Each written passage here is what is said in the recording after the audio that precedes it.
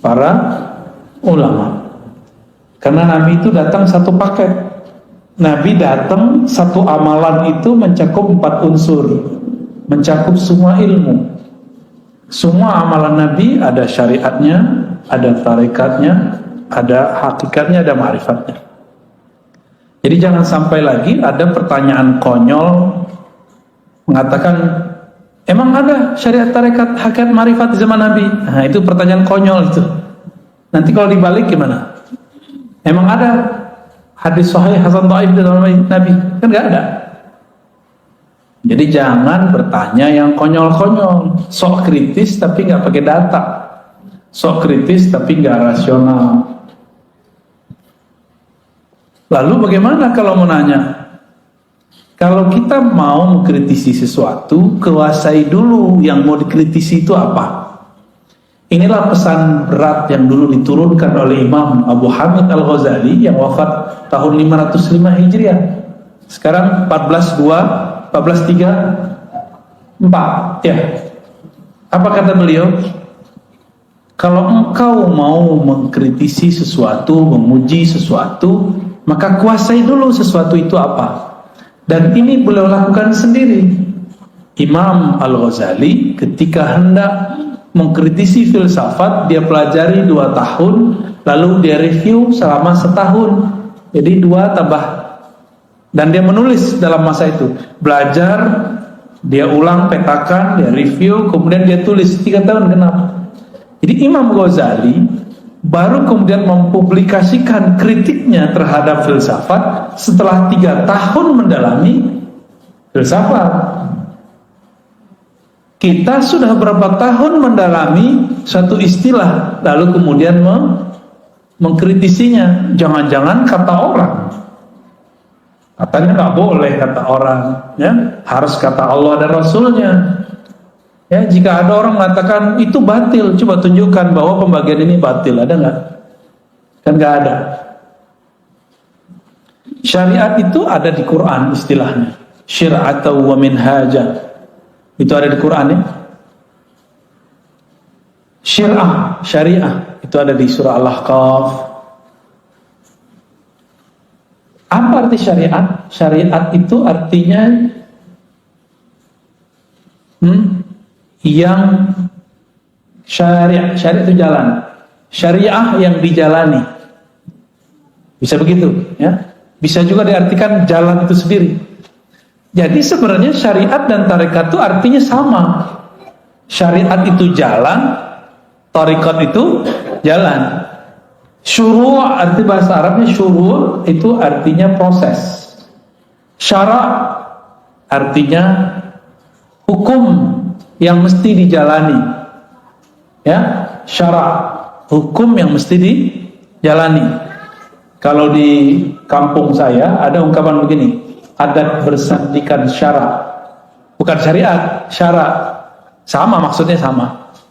Ternyata di Jambi juga sama, di Riau saya dengar sama, di Aceh sebagian ada yang ngomong begitu juga, di Malaysia juga ada yang menyebutkan kalimat itu, adat bersandikan syara'. Berarti bukan hanya satu suku aja. Nggak tahu siapa yang duluan, itu tinggal klaim-klaim sejarah aja ya. Ya. Kalau klaim sejarah biasanya mulai rasis. Saya nggak mau rasis. Kita diciptakan oleh Allah lita'arafu, supaya kamu saling berbagi ilmu, saling kenalan, tidak boleh rasis. Oke? Jadi syariat artinya apa? Jalan. Tapi bedanya apa dengan thariqat? Syariat itu biasanya diartikan jalan yang zahir.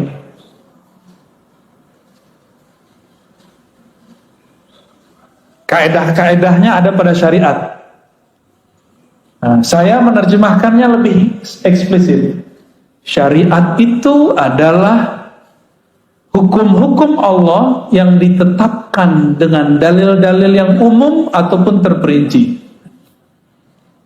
Ya. Lalu bagaimana cara melaksanakannya? Namanya thariqat.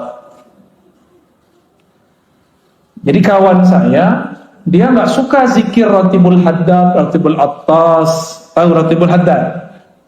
Ya, tahu ya? Ratibul Attas tahu? Atos tahu nggak Atos? Atos, orang Sunda apa atos? Sudah. Rotibul atos bukan rotib sudah-sudahan. Itu nama imamnya, Al-Imam Al-Habib Al-Attas. Tapi dia punya zikir pagi sore, di-download di smartphone-nya, dan juga dia punya di perpusnya buku kecil. Di dalam Al-Quran, surah Al-Ahzab ayat 41 ada perintah, ya ayyuhalladzina amanu zkurullaha dzikran katsiran. Al-Ahzab ayat 41. Oke. Wahai orang beriman, ingatlah Allah sebanyak-banyaknya. Itu syariat, hukum syariat. Tekniknya gimana? Kata kawan, bid'ah tuh pakai rotibul haddar, rotibul attas. Tapi dia ngeluarin buku baru, zikir pagi dan sore yang sahih. Itu juga namanya thariqat baru. Thariqat tergantung siapa namanya. Kalau yang nulis ini namanya Dodo, Eduardo, berarti thariqatnya thariqat Dodowiyah. Kalau yang mancung, thariqat al-mancungiyah. Jelek amat nama thariqat ya. Ya. Dulu almarhum Haji Maksum misalnya punya wiridan yang dia kerjakan pagi dan sore, maka thariqat yang dia tinggalkan boleh disebut dengan al-maksumiyah. Itu. Maka penamaan zikir itu biasa. Ya, boleh-boleh aja. Ya. Kenapa nggak disebut dengan zikir Nabi aja? Ya kan Nabi zikirnya banyak. Saya punya kitab zikir Nabi hampir 10 yang pakai ilmu hadis, dan kalau di luar ilmu hadis banyak, puluhan. Yang ilmu hadis saja pakai riwayat, itu udah pusing kita bacanya. Ini yang mana mau diamalkan duluan? Karena kita bingung, banyak dalil zaman dulu. Boleh meramu obat. Saya mau tanya nih, Bapak Ibu ini, kalau sakit boleh nggak meramu sendiri obat, masuk ke ruang apotek, terus ramu-ramu sendiri? Lo kan nggak boleh taklid. Katanya nggak boleh taklid. Taklid ke dokter juga nggak boleh dong. Kenapa percaya sama dokter? Taklid sama apoteker juga nggak boleh seharusnya. Kalau kita boleh bilang nggak boleh taklid. Taklid artinya apa? Ikut tanpa tahu kenapa hakikat sesuatu itu ada. Ikut tanpa mengetahui dalil. Kenapa obat kalau batuk ini A, B, C, D? Disebutkan nggak sama dokter? Disebutkan nggak sama apoteker? Enggak. Terus kenapa percaya-percaya aja? Kenapa itu boleh, sedangkan dalam agama nggak boleh? Gitu. Yang mengerti dalil ulama atau orang awam? Ulama. Berarti kalau nanya dalil ke siapa? Kalau kita nanya dalil ke ulama, itu sudah sama kayak kita mau taklid, tapi menaik pangkat jadi ittiba. Nah, kembali yang tadi. Bagaimana teknik berzikir itu masuk ke thariqat. Mana perintahnya zikir, masuknya ke syariat. Jadi beda syariat sama thariqat apa? Syariat itu dalilnya, thariqat itu caranya. Mudah toh? Ada perintah, shollu kama ra'aitumuni usolli. Salatlah kamu seperti kamu melihat aku salat. Ada yang lihat Nabi gak? Ada yang lihat Nabi? Mimpi aja. Mimpi aja gak jelas ya. Kalaupun mimpi bukan Nabi lagi sholat kan? Terus kalau kita disuruh sholat melihat Nabi, kita ini gak ada yang lihat Nabi. Terus gimana caranya? Nah, kalau ada syariat, thariqat, cara ngamalin, ada lagi cara yang lain. Namanya mazhab. mazhab itu cara mengamalkan dalil yang zahir. Thariqat itu cara mengamalkan dalil yang tersirat. Jadi mazhab mengamalkan yang tersurat, thariqat mengamalkan yang Udah tahu perbedaannya? Oke. Terus gimana? Kata kawan, tidak boleh ikut mazhab. Ya, tidak usah ikut Syafi'i, langsung aja ke Nabi. Kalau Syafi'i berbeda dengan Nabi, kita ikut Nabi. Konyol nggak? Imam Syafi'i bisa beda sama Nabi. Terus ente gimana nasibnya? Kalau Imam Syafi'i yang jarak beliau dengan Nabi cuma 2 orang, bisa berbeda dengan Nabi, terus nasib antum apa? Yang jarak dengan Nabi 14 abad, 1400-an tahun. Mikir-mikir kalau mau ngomong ya. Tapi ada yang lebih dahsyat lagi. Kalau sahabat berbeda dengan Nabi, kita ikut Nabi. Jadi dia adu-adu sahabat sama Nabi. Ini orang lebih berbahaya daripada Syiah, lebih berbahaya dari Khawarij, lebih berbahaya dari Mu'tazilah. Karena yang mengadu-adu sahabat dan sahabat dan Nabi itu kelompok Syiah, kelompok Mu'tazilah, kelompok Khawarij. Kelompok Syiah bilang para sahabat pengkhianat, merampok, mencuri, mengambil pemerintahan yang Nabi wariskan kepada anaknya, mantunya, lalu diambil oleh mereka. Maka mereka benci ke Abu Bakar, ke Umar, Utsman. Saya nggak tahu Syiah yang di Bandung begitu apa enggak. Kali ada Syiah Al-Bandungi, dia masih cinta sama Abu Bakar, kan kita nggak tahu. Siapa tahu kan beda, namanya doang yang sama. Kalau sama, wah berarti dia bisa saudaraan sama kita. Tapi kalau mereka menghujat sahabat, ya saya hello aja ya. Gak bisa, kita gak bisa bersahabat. Ente aja gak bisa bersahabat sama sahabat Rasul, gimana bersahabat sama kita? Gitu ya. Ada orang ngomong begitu, benar gak? Kalau imam mazhab, Imam Syafi'i beda sama Nabi, kita ikut Nabi. Jadi dia pernah berpikir, bersuuzon ke imam. Kalau Nabi, imam ini berbeda sama Nabi. Imam ini buat ajaran baru.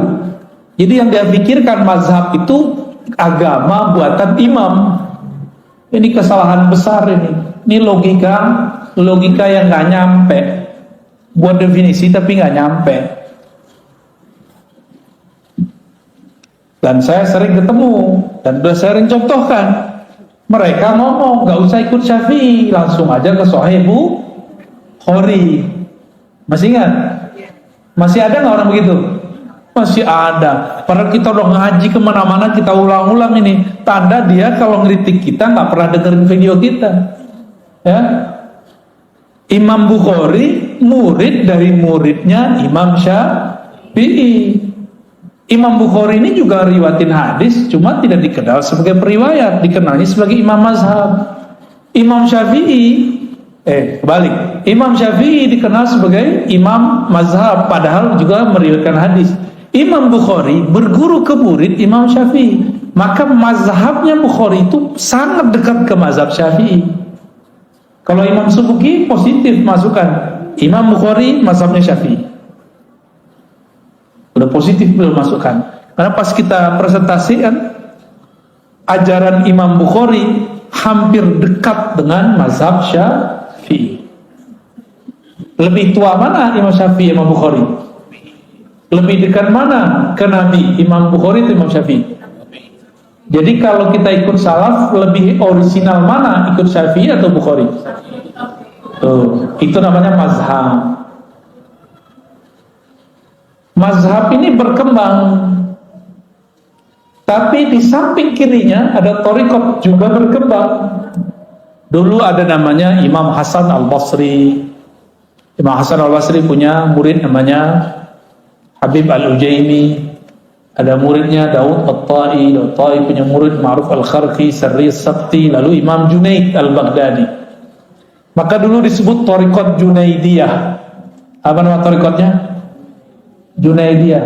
Tapi thariqatnya lebur, banyak cabangnya. Cabangnya ada thariqat Naqsyabandi, ada Qadiriyah, ada Khalwatiyah, ada Suhrawardiyah, ada macam-macam nama thariqat pecahan daripada Imam Junaid. Dalam pecahan itu, kita ambil dua sampel, thariqat Naqsyabandiyah dan thariqat Qadiriyah. Nabi berbicara dalam syariatnya, afdalul dzikri la ilaha illallah. Dalam surat Muhammad, fa'lam annahu la ilaha illallah. Ada syurb, fi syurb, mau ya?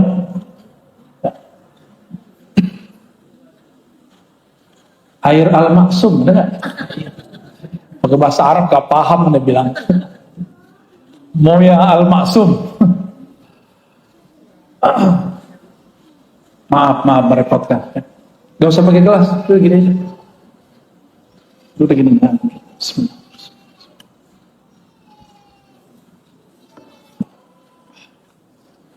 Udah gak usah. Ayat ini syariat nih. Fa'lam annahu la ilaha illallah, surat Muhammad ayat 19. Ada dalil dari hadis, afdalul dzikri la ilaha illallah. Zikir yang paling nikmat, paling lezat, paling afdal, paling bermutu, paling jitu, itu adalah la ilaha illallah. Terus caranya gimana? Coba antum baca la ilaha illallah. Biasa aja kan? Coba baca la ilaha illallah. Ada yang tahu, ketahuan tuh kalau sudah berarti dia ngambil thariqat udah tuh. Tapi kalau la ilaha illallah, itu belum tuh. Saya tahu dari suara aja kita ngerti. Apalagi kadang-kadang kalau sudah dihentakkan ke dalam kolbu ini kan bercahaya kalau disebut nama Allah. Itu terasa tuh cahayanya, gitu. Dan memancar di wajah. Ada wajah keasikan. Karena afdhalul zikri, zikir paling enak, paling nikmat la ilaha illallah. Kalau orang Sunda, makanan paling enaknya apa? Karedo. Bener Pak? Tempe. Santri dia nih ya, Batagor apalagi. Dia ngomong orang Padang. Tadi orang Sunda yang ngomong. Kayaknya yang lebih soal orang Sunda nih. Bener, karedok. Oke.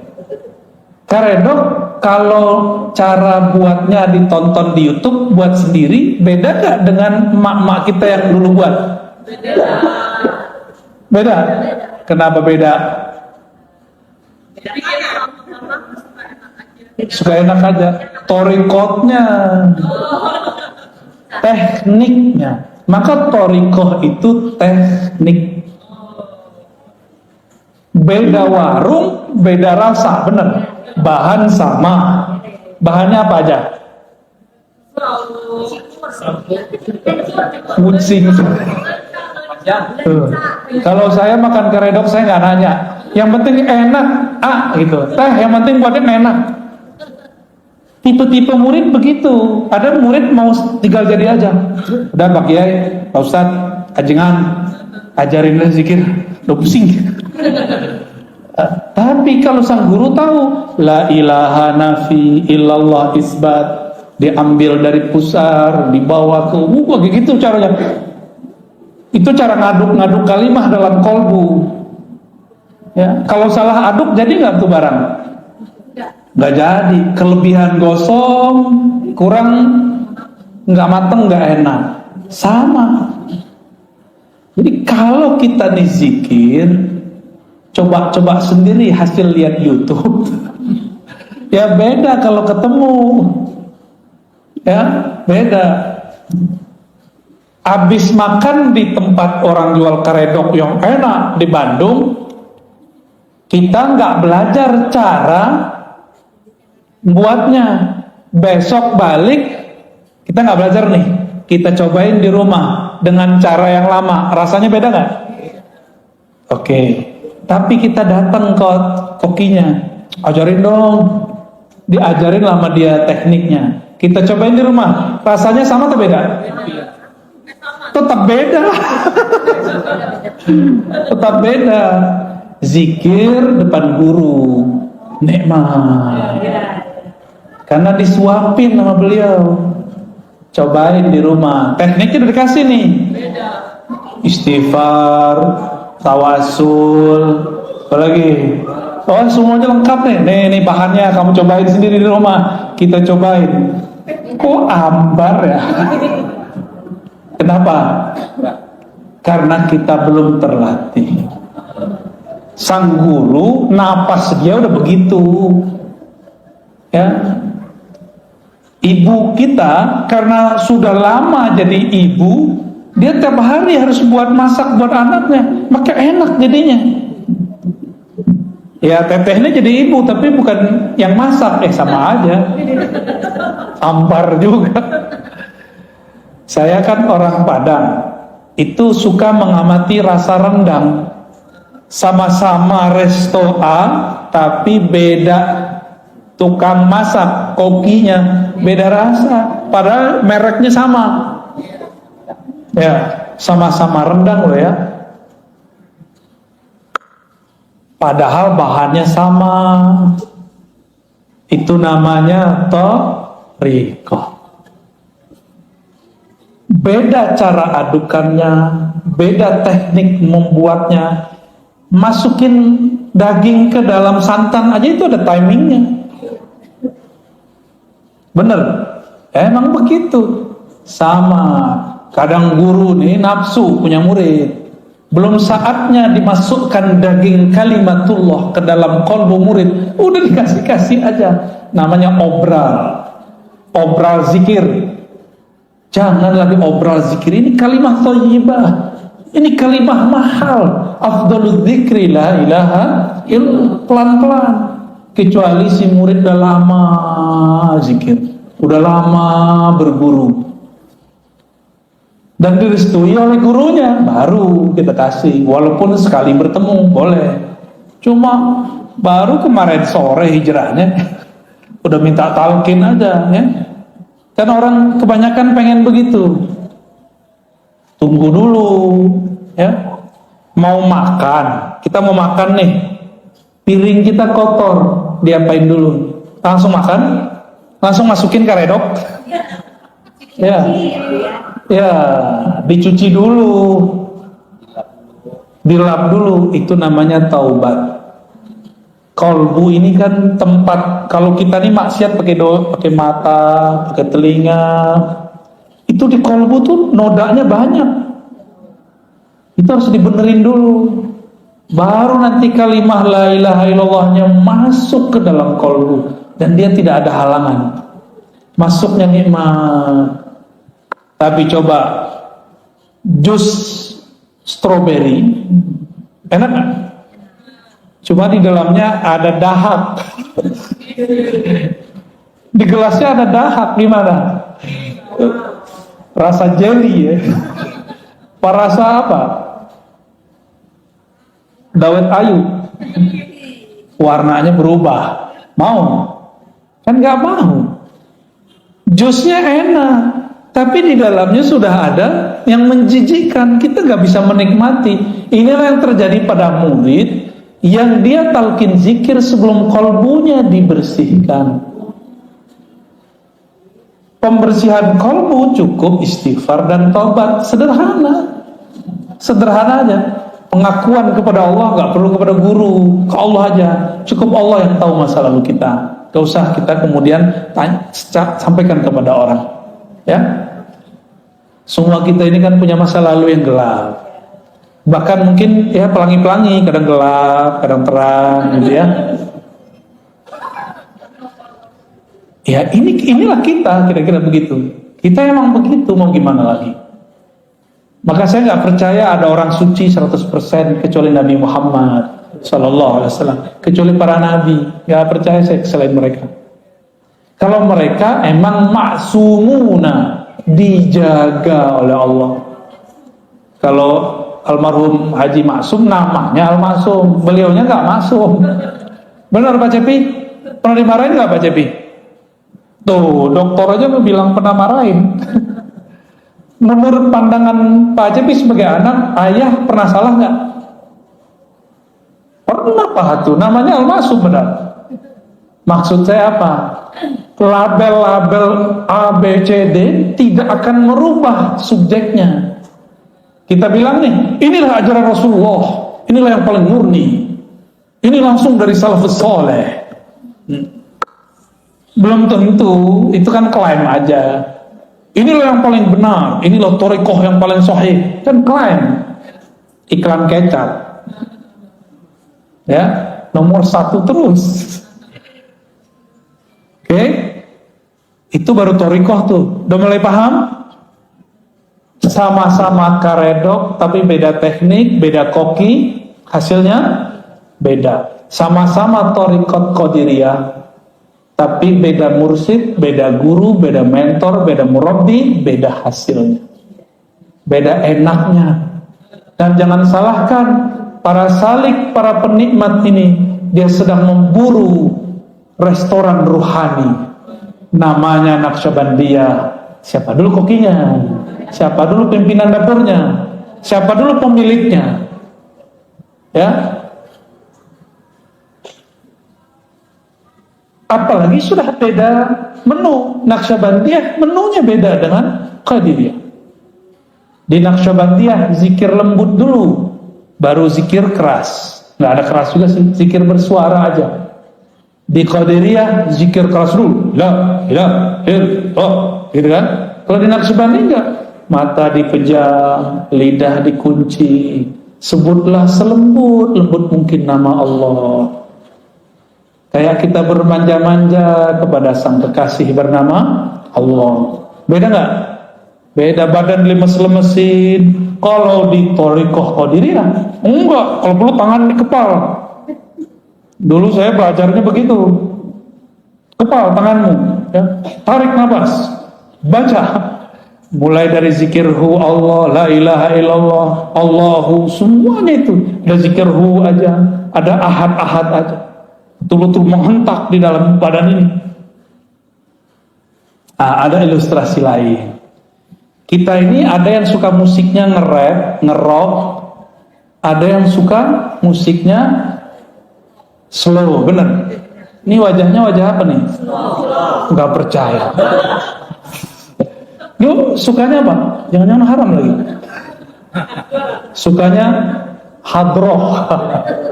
Hadroh itu udah separuh-separuh ngerok tuh, tang-tang. Saya alirannya slow. Jadi kalau datang ke hadroh, saya request yang lembut dikit ya, gitu. Karena kalau denger duh. Dulu masih muda banget, seneng. Dulu thariqah Qadiriyah, thariqah Samaniyah yang saya pelajari, kita seneng kalau zikir keras. Apalagi kalau dikasih duk-duk. Allah, la ilaha illallah. Waduh, nikmatnya bukan main. Kalau seminggu itu nggak ada zikir keras, kayaknya dunia ini hambar. Dulu begitu. Belakangan umur udah nambah, ya senangnya yang adem-adem, yang lembut-lembut, tapi tidak anti zikir keras. Memahami zikir keras ini beda gitu. Cari senangnya yang lembut-lembut. Datanglah Syekh Ahmad Khatib As-Sambasi yang hijrah ke Makkah. Dia belajar 2 thariqah, Naqsyabandiyah, Qadiriyah. Dia gabunglah satu paket. Zikir keras dulu, habis itu lembut. Ya boleh-boleh juga sih. Makanya kalau datang ke pusat-pusat tarekat di Bandung, di Tasik, di Garut, mau jalurnya yang manapun, kalau di Tasik kan sudah masyhur tuh, Abah Anom, Suryalaya, macam-macam. Di sini ternyata juga ada TKN tapi beda jalur.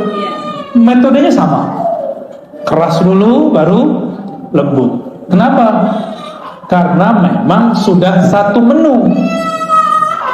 Ya, cuma kenapa yang ini enak, terkenal, yang itu tidak? Kenapa? Sama kayak rumah makan, yang ini terkenal, yang itu tidak. Padahal bukan rasa, menunya sama, rasanya beda. Jadi lidah ini nyari rasa. Kalau makanannya fisik, maka lidahnya lidah fisik. Kalau kolbu fisik atau non fisik, maka yang dia sedang cari menu-menu makanan non fisik. Oleh karena itu ulama kita mengatakan zikrullah qutul qulub. Zikrullah itu adalah nutrisi makanan kolbu, ya. Zikrullah makanan kolbu. Saya mau tanya, mau nggak tiap hari dikasih karedok teh? Bapak Ibu, mau nggak tiap hari dikasih apa biasanya? Nasi liwet. Mau nggak tiap hari dikasih nasi liwet? Enak juga. Lama-lama tensinya naik, kolesterolnya naik, lidahnya tiba-tiba jadi asin. Mau nggak tiap hari? Bosan. Oleh karena itu, kalbu ini juga ada kebosanan. Innallaha la yamallu hatta tamallu. Allah itu tidaklah akan bosan selama-lamanya sampai kamu bosan. Maka teknik la ilaha illallah pun ada macam-macamnya. Ada teknik A, ada teknik B, ada teknik C. Zikir keras itu tekniknya beda dengan lembut. Dalam keras itu juga ada beberapa teknik. Bosan. Inilah masalah thariqat. Ini masalah thariqat, ini saya sampaikan nih. Kok thariqat zikirnya dua aja, la ilaha illallah sama Allah. Padahal zikir banyak. Berarti ada yang belum sempurna dalam thariqat itu. Kurikulumnya kurang lengkap. Ya, bakal bosan nanti kalau cuma zikir la ilaha illallah doang. Selama-lamanya zikir keras mulu, bosan. Maka harus ada zikir lain. Ada zikir subhanallah, ada alhamdulillah, ada Allahu akbar, ada la haula wala quwwata illa billah, ada hasbunallah wa ni'mal wakil. Ada suluknya masing-masing. Ada suluk subhanallah, ada suluk alhamdulillah, ada suluk la Allahu akbar, la haula wala. Semuanya ada suluknya. Dan semua itu turunan dari amalan para nabi atau para malaikat di langit. Hasbunallah zikir siapa? Nabi siapa yang waktu itu dibakar siapa? La ilaha illallah biasa. La ilaha illa anta, siapa yang zikir begitu? Nabi yang dilempar ke perut ikan, Yunus. Maka la ilaha illa anta itu namanya suluk Yunusiyah, tarekat Nabi Yunus. Ada tekniknya. Kalau belum nyampe ke teknik itu, nggak akan ada rasa baca la ilaha illa anta. Gitu, ya. Ada tekniknya semua. Allah berfirman ke Nabi Musa, Musa, innani anallah la ilaha illa ana. Sesungguhnya akulah Allah, tiada ilah, tiada yang berhak disembah, tiada Tuhan kecuali aku. La ilaha illa ana. Oh, ternyata ahli zikir tertentu, dia kalau baca la ilaha Allah, dalam batin dia yang bunyi la ilaha illa ana. Seakan-akan Allah berkalam, lidahnya baca la ilaha illallah, la ilaha illallah, tapi di batinnya seakan-akan Allah bicara seperti kepada Nabi Adam. Itu semua nggak bisa dibuat-buat. Itu semua ada kurikulumnya, ada tekniknya. Kalau seorang mursyid belum mendapatkan tekniknya, dia pun haram mengajarkannya. Dia harus belajar lagi ke mursyid yang lebih tinggi. Di atas mursyid ada mursyid, di atas dokter ada dokter spesialis. Ya, begitu terus. Ada tahapan-tahapannya. Ini kita baru ngomongin thariqat. Teman saya psikolog itu kalau mau terapi orang nggak langsung terapi. Ada namanya conditioning. Benar? Dikondisin dulu nih orang. baru berhasil. Sama kalau kita mau mengajarkan zikir atau mau belajar zikir, kondisikan dulu pikiran. Walaupun banyak masalah, minimal pas belajar masalahnya ditaruh dulu, gitu ya.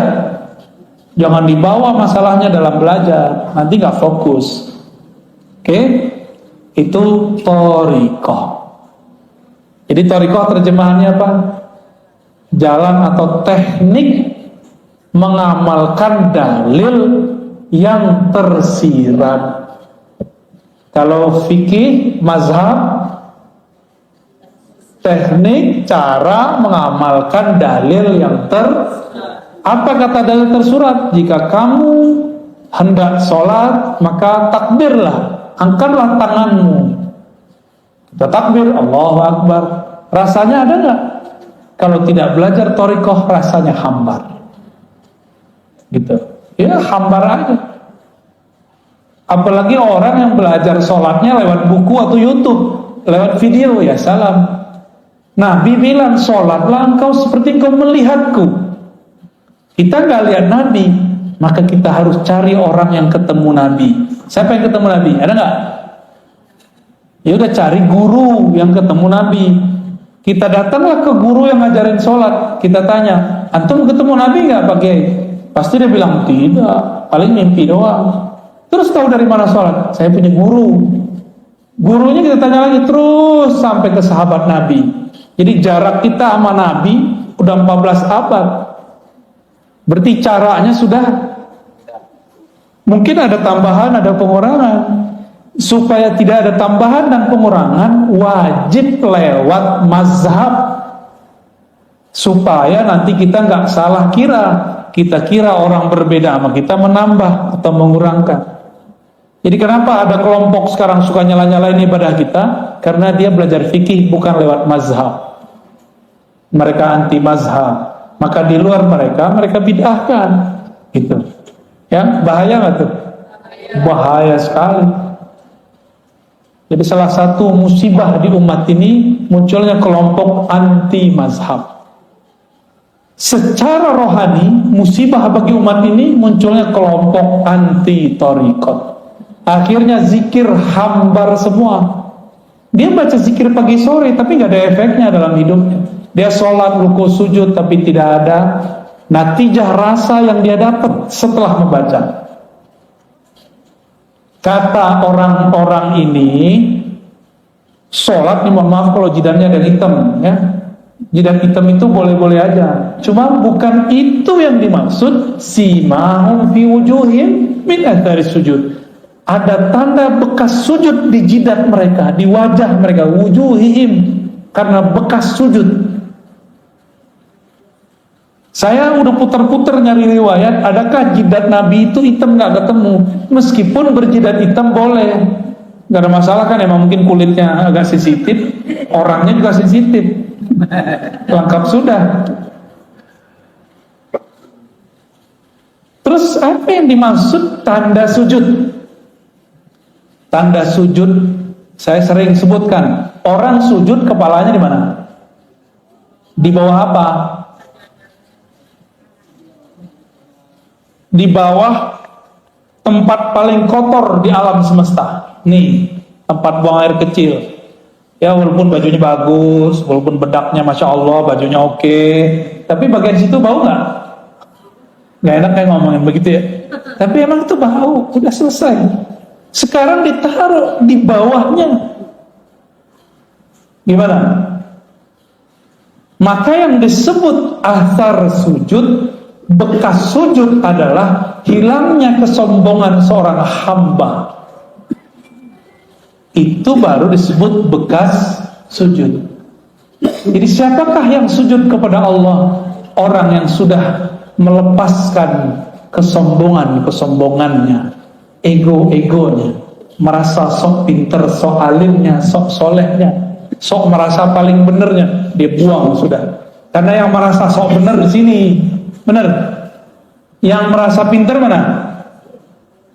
Yang merasa bergelar ini.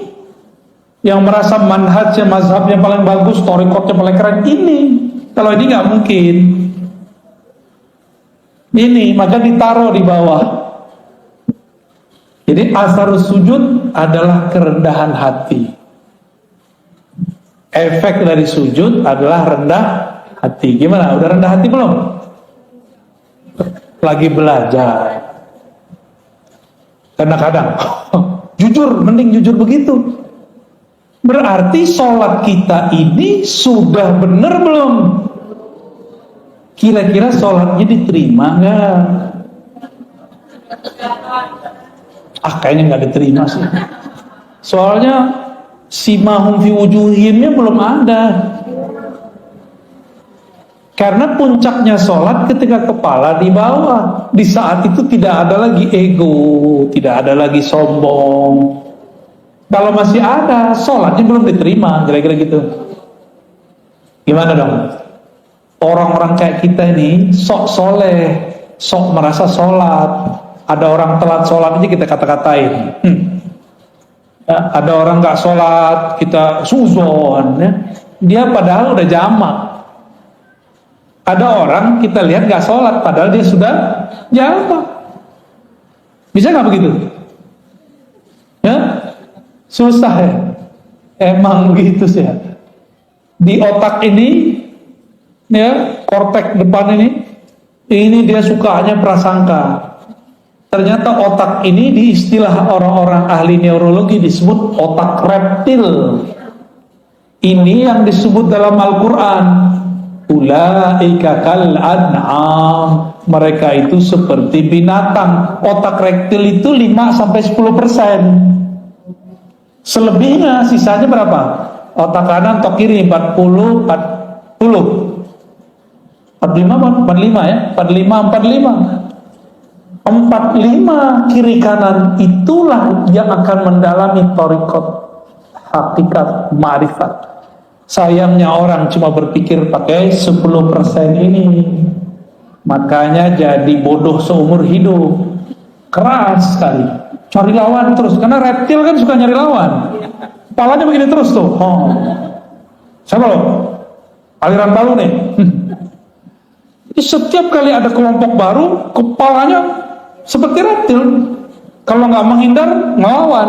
Begitulah terus. Ulaika kal an'am.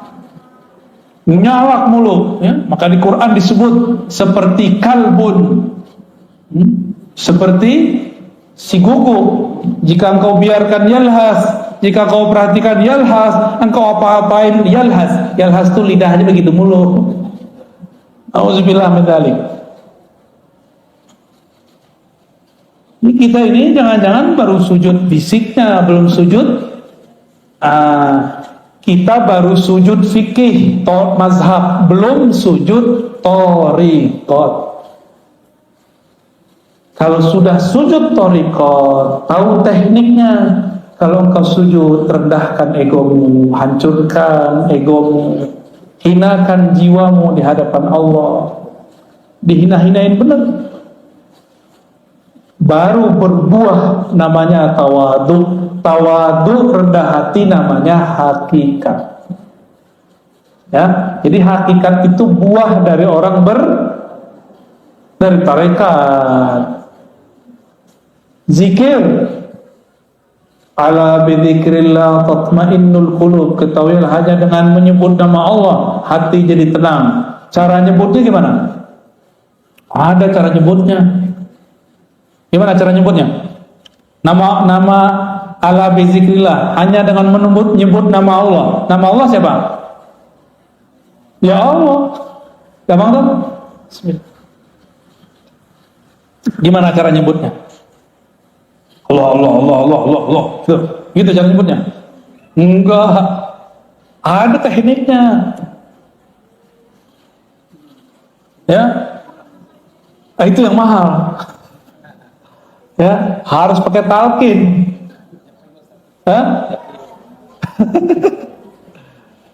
Harus pakai talqin, mahal itu. Maka barang begini nggak boleh diobral, haram hukumnya diobral. Ini mutiara dari Allah, karena dia seafdal zikir. Kalau diobral, orang nggak menghormati barang ini nanti dapat dibuang. Itulah yang terjadi pada banyak murid. Talqin sini, talqin sini, talqin sini. Karena diobral talqinnya, dia tidak pernah lagi mengamalkan zikirnya. Karena dia nganggap, kita kalau beli cincin tepi jalan, pede nggak pakai tiap hari. Tapi kalau beli cincin di toko yang eksklusif, pede nggak pakai tiap hari. Pede. Kira-kira begitu, ya. Ini lebih dari cincin. Ini sesuatu yang kita masukkan ke dalam diri. Mau obral-obralan. Maka dalam thariqah kami, talqin itu bukan nomor pertama. Nomor pertama at-ta'allum wa ta'lim, ngaji. Udah bener ilmunya baru talqin. Udah hilang syaknya, sehingga dia tahu nama yang akan dibaca dia adalah Zat yang Maha Agung. Maka dia pun akan mempersiapkan jiwanya untuk membaca. Nggak mungkin lewat Zoom, pasti dijemput kok. Antum ini kan lucu, takut COVID ngaji lewat Zoom. Tapi kalau pengen makan resto, datang langsung. Ya salam ya. Nggak adil sama diri sendiri. Takut ngurus badan fisik, tapi virus rohani dibiarkan sampai mati begitu aja lah ya. Pasain aja terus. Nggak ada perkembangan dalam batin kita. Nggak adil. Innallaha yuhibbul muqsitin. Allah senang sama orang yang adil, yang proporsional, jelas. Lagi pengen makan redok, ya datang ngantri lagi, masuknya pakai masker pas makan, mungkin nih ditutup nih, mam bisa nggak? Ya kan nggak bisa, makan pakai masker bisa nggak? Gaya-gaya doang pakai masker. Ya, pas mau makan pasti dibuka, hilanglah social distancing. Kenapa antum nggak takut? Giliran mau ngaji dempet-dempet dikit takut. Nggak percaya kalau pas ngaji ada rahmat turun, ada malaikat rahmat. Itu di antara antum banyak sekali malaikat rahmat. Itu sampai ke atas sana. Nggak ada virus berani masuk. Masuknya paling pas masuk mall tuh, ya, yang disalahin pengajian masjid. Malaikat itu kalau ada orang duduk di tempat zikirnya, lalu doa, Allah marhamhu, ya Allah rahmati dia, selamatkan dia, jagalah dia. Malaikat kalau doa mustajab nggak? Dia nggak pernah dosa, ya? Masih takut?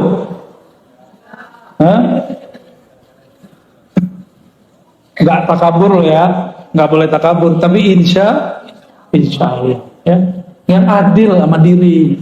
Ini bukan nyinggung yang nonton online sama Zoom ini. Kalau yang karena jarak kita maklumi. Ini masih di kota Bandung. Ya, saya aja datang dari Jakarta, masa antum di sini Zoom, gaya bener. Ya, sok higienis, sok jaga badan, tapi nggak jaga rohani. Makanya sampai nanti nggak akan ada peningkatan spiritual. Nih, saya marah-marah nih sekarang sore ini nih. Tapi marah saya begini-gini aja, ya. Mau sampai kapan begini terus, ya? Maka yang hadir kita apresiasi dengan baik. Semoga Allah meridhoi antum lebih kenceng daripada yang udah jelas dia di samping sini masih pakai Zoom, gaya bener. Giliran makan ke kantin dempet-dempetan, ya. Betul-betul nggak adil ke dalam diri, ya. Nggak adil. Saya prihatin melihat seperti ini. Kalau mau protokol kesehatan lengkap, prokes-prokesan yang adil semuanya, ya, semuanya rapi, siap-siap hidup merana. Udah divaksin juga, ya. Terus untuk apa dong kita divaksin, ya? Protes ya, tuh, ya, Pak pemerintah, semua orang udah bosan, orang udah bosan semua. Tapi gimana lagi, ke depan kita harus pakai aplikasi segala macam lah. Jadi yang pakai fingerprint, dulu kan kantor punya print, Kalau sekarang semua orang harus punya peduli lindungi, nggak hanya punya peduli, dicolok hidungnya. Kita ikutin aja mainnya ya. Yang penting kalimah Allah bertahta di dalam kalbu. Ya. Yang penting ketenangan muncul di dalam jiwa. Harus muncul di dalam jiwa. Jika dilakukan zikir berdasarkan tekniknya, sama dengan orang makan karedok, makan rendang sesuai dengan takarannya, cara masaknya, udah pas sudah. Kalau juga masih belum terasa, jangan-jangan bukan menunya yang salah, tapi lidahnya sedang sariawan. Paham ilustrasi ini? Kalau kita nih belajar zikir, gurunya sudah oke, tekniknya sudah lengkap, tapi belum juga menikmati zikir. Jangan-jangan kalbu kita sedang bermasalah. Seperti mulut lagi sariawan, gak menikmati makanan. Saya kira cuma orang Padang yang pedas. Orang Sunda cabai rawit gak dicampur apa-apa, giling. Gimana? Udah? Pernah nyoba? Doer gak bibirnya tuh? Gak berani. Tuh orang Padang gak berani, orang Sunda berani. Pantesan lebih pedas dari kita, ya gak? Maaf, canda-canda. Itu torikot. Hasil dari bertorikot, tenangnya kalbu dalam berzikir, namanya hakikat. Kita punya kesimpulan, punya hikmah. Oh begini ya, kalau zikir dikerjakan secara benar, hasilnya begini. Kita tahu metodenya, tahu teorinya, paham hikmahnya. Ini namanya hakikat. Ya, jadi hakikat itu pengetahuan yang diperoleh setelah menjalani hakikat. Tapi hati-hati, tidak semua pengetahuannya tepat. Maka di atas hakikat ini harus ditingkatin lagi. Si hakikatnya harus diuji. Karena hakikat ini pengetahuan, tapi pengetahuannya terpisah. Zikir la ilallah rasanya ini, zikir hu rasanya ini. Itu namanya hakikat terpisah-pisah. Beda zikir, beda rasa. Umroh sama puasa beda nggak rasanya? Keasikan umroh haji berbeda dengan keasikan tahajud. Benar? Pilih mana? Sama-sama pegel loh kaki tahajud, sama-sama tawaf. Kenapa orang lebih sering memilih umroh? Padahal mau ketemu Allah di rumah juga bisa. Nggak mesti ke Ka'bah kali. Kenapa?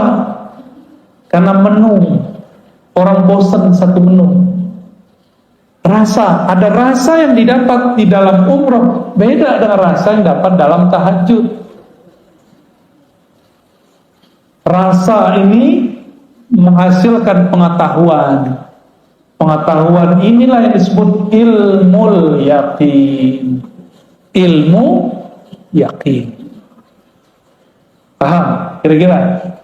Dhamma lainnya hakikat.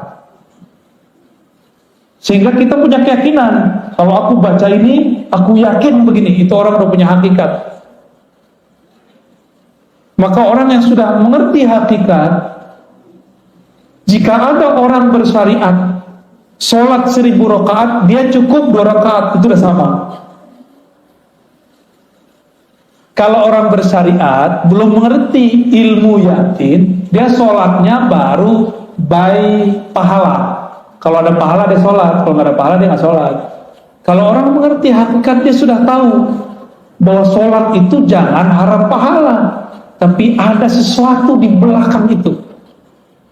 Inilah yang disebut oleh Nabi, orang alim tidur lebih ditakuti oleh setan daripada orang yang itu, maksudnya yang punya ilmu hakikat.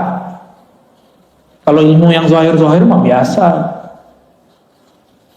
Lalu apa beda hakikat dengan ma'rifat? Hakikat itu masih bisa luntur. Hakikat itu masih bisa salah. Yakinan kita kadang-kadang belum tepat. Dari mana kita tahu? yang paling banyak dapat ilmu hakikat waktu di surga itu malaikat namanya Azazil. Tetap saja tergelincir, dipecat dari malaikat namanya iblis. Iblis itu ahli hakikat.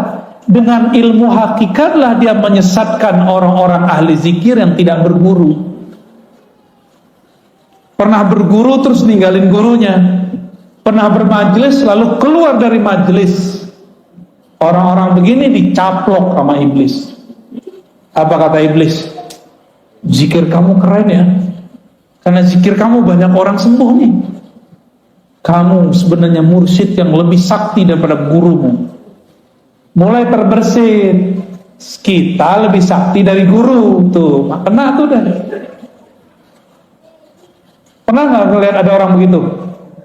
Ya, murid kiai besar buat tarekat baru. Ini nasib dia ini. Keluar dia dari halaqah. Karena terbersit dalam hatinya, dia lebih sakti dari gurunya. Dia nggak sadar gurunya sedang pura-pura nggak bisa. Ngetes dia aja. Guru pura-pura nggak bisa ngeruqyah, nggak bisa. Oh, saya nggak bisa doain air, pura-pura aja. Bukan berarti dia nggak bisa. Dia nguji antum itu, ngerasa sakti nggak melebihi guru. Banyak yang terpedaya di situ. Apalagi urusannya udah ketemu pulus, ya. Apalagi urusannya udah ketemu pengikut. Orang merasa pengikut itu aset dia. Waduh, gawat. Banyak orang tergelincir pada bab ini. Banyak sekali. Oleh karena itu, orang sudah bertarekat dapat hakikat masih bisa tergelincir. Contohnya Barsisah. Contohnya Musailamah Al-Kazzab. Itu Musailamah kan dulu ikut nulis wahyu. Musailamah ikut nulis wahyu, khidmah ke Rasulullah. Maka kita berdoa orang-orang yang berkhidmah untuk agama ini, untuk kita tidak belok di akhir nanti. Amin. Ya, ini bahaya benar. Kenapa? Si Musailamah ini melihat harian Nabi, dia mikir, Nabi mah biasa aja orangnya. Kita begini, dia begini. Kita begitu, dia begitu. Akhirnya dalam pikiran apa? Nabi ini orang biasa kayak. Kejadianlah sekali, ada penulis wahyu selain Musailamah. Nabi turun ayat kepada Nabi. Tapi Nabi gak bacakan semua. Nabi masih tertegun, keasikan membaca ayat. Si penulis wahyu ini diizinkan Allah terbuka tarbir rohaninya. Dia dengar Jibril baca ayat. Surat Al-Mu'minun itu tentang penciptaan alam, penciptaan tubuh kita. Fatabarakallahu ahsanul khaliqin. Dengar dia. Terus dia konfirmasi ke Nabi, ya Rasulullah, lanjutan ayatnya ini bukan? Saya barusan dengar ada Jibril baca. Kata Nabi, benar. Dalam hati terbersit sama dia, gini doang ilmu guru gua, gini doang makomnya Rasul, saya juga bisa. Maka orang ini jadi nabi palsu. Kalau murid jadi mursyid palsu, buat tarekat palsu. Karena dia merasa dia bisa mengakses apa yang diakses gurunya. Dia kira gurunya cetek, ya. Ini sering terjadi di semua halaqah, di semua thariqah, ya. Maka untuk selamat hanya satu bab, harus masuk pintu ma'rifatullah. Apa itu ma'rifatullah? Disebut ma'rifatul Muhammadiyah, mengenal hakikat Nabi Muhammad sallallahu alaihi. Dalilnya apa? Qul in kuntum tuhibbunallaha fattabi'uni. Katakan jika engkau cinta Allah maka ikuti aku sang Muhammad. Maka dia harus ikut ma'rifat Nabi Muhammad sallallahu alaihi wasallam. Nabi ketika sholatnya banyak, beliau gak bilang supaya kalian selamat. Nabi bilang, aku ingin bersyukur kepada Allah. Nabi ketika dapat wahyu gak bilang, gua doang yang bisa dengar, lu gak gitu. Kalian gak bisa. Gak ada Nabi kesombongan begitu, gak ada. Nabi selalu merendahkan hatinya di hadapan Allah dan para sahabatnya. Yang dimaksud al-haqiqah al-Muhammadiyah itulah kemurnian akhlak Nabi Muhammad sallallahu alaihi wasallam yang berakhlak dalam hakikatnya, dalam bertorikotnya, dalam bersyariatnya, itulah yang dapat ma'rifat. Dan tidak sedikit kita dengar ada orang ketemu orang semakin tinggi teori ma'rifatnya semakin sombong. Apa itu? Ngeremehin orang. Berarti dia sombong nggak? Gak level, gitu kan? Kajian-kajian kulit tuh nggak penting. Nih kajian hakiki nih, kajian hakikat nih, kalian nggak tahu. Ngomong begitu tuh sombong namanya. Sedangkan Rasulullah mengajarkan tidak boleh sombong.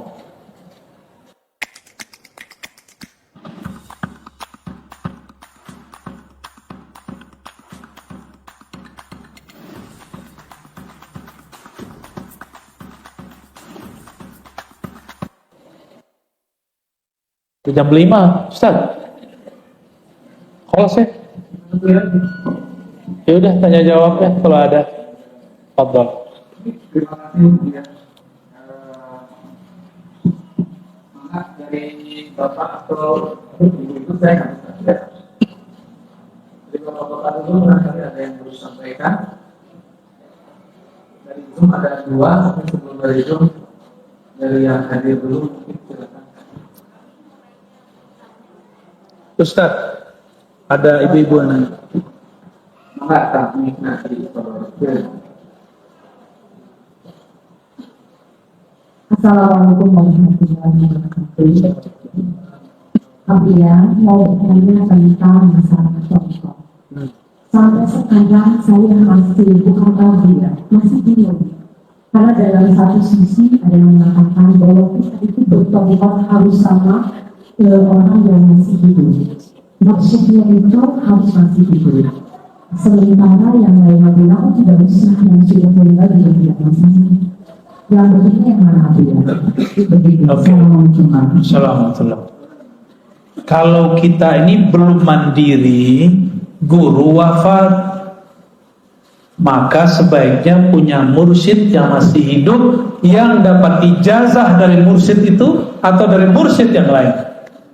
Jangan yang nggak dapat ijazah, nggak nyambung nanti, nggak nyambung ke Nabi Muhammad, nanti nyambungnya ke iblis. Ya, yang boleh ngajar zikir adalah syekhun ma'zumun inda syekhihi, guru yang diizinkan diijazahkan gurunya. Kalau nggak dapat ijazah, sedapat ijazah aja yang diajarin, jangan lebih. Nggak pernah diangkat mursyid, jangan ngaku mursyid. Mursyid itu nggak mesti tua loh ya. Itu masalah otoritas satu thariqah. Ada di thariqah tertentu yang dapat ijazah umur 90, di thariqah yang lain umur 19 sudah diijazahin. Saya ketemu kemarin waktu ke Sumatera, ada guru saya, dia sudah memimpin suluk dua thariqah, Naqsyabandiyah dan Samaniyah Qadiriyah.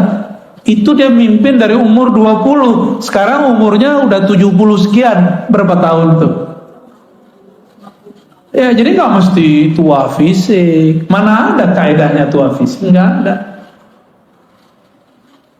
Kita kan bayangin Syekh Mursyid harus tua, pakai tongkat, harus pakai sorban, ya salam. Mursyid itu mau pakai apa aja dia mursyid. Mau dia pakai kaos, dia mursyid. Orang nggak akan bisa luput karena ada mutiara di kolbunya. Sekali dia berbicara, keharuman rohaninya tercium oleh orang yang mencari rohani. Nggak bisa dibohongin.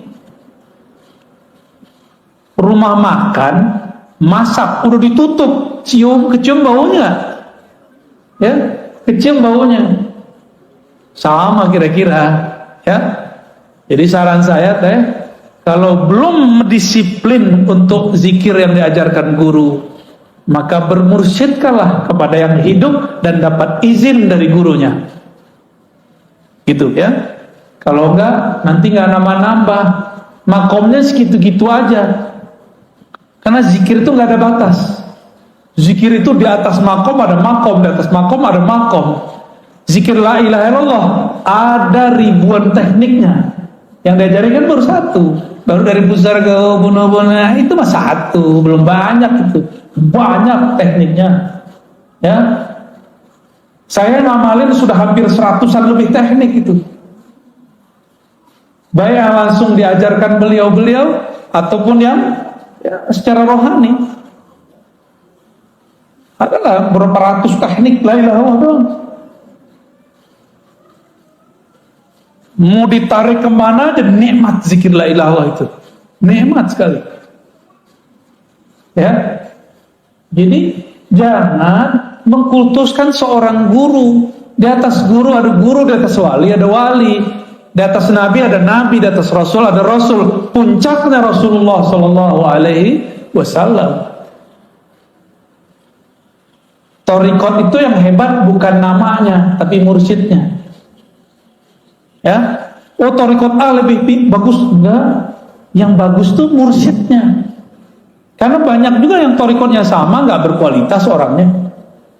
Ya, sama kayak tadi, sama-sama karedok. Ya, tapi beda orang, beda yang masak, beda hasilnya. Jadi bukan karedoknya yang salah kalau dia nggak enak, tapi yang salah sih gurunya. Yang masak udah bagus, itunya udah enak, lidah lagi masalah, pikiran lagi banyak, bisa enak gak? Hah? Enggak ya? Mau makan karedok ingat AA, AA yang lama. Baik, terjawab ya? Terjawab? Alhamdulillah. Ada tapi saya kira yang tentang thariqat juga ada 2 pertanyaan, tapi saya kira sudah terjawab dengan kalimat terakhir. Dan tentang thariqat yang benar saya kira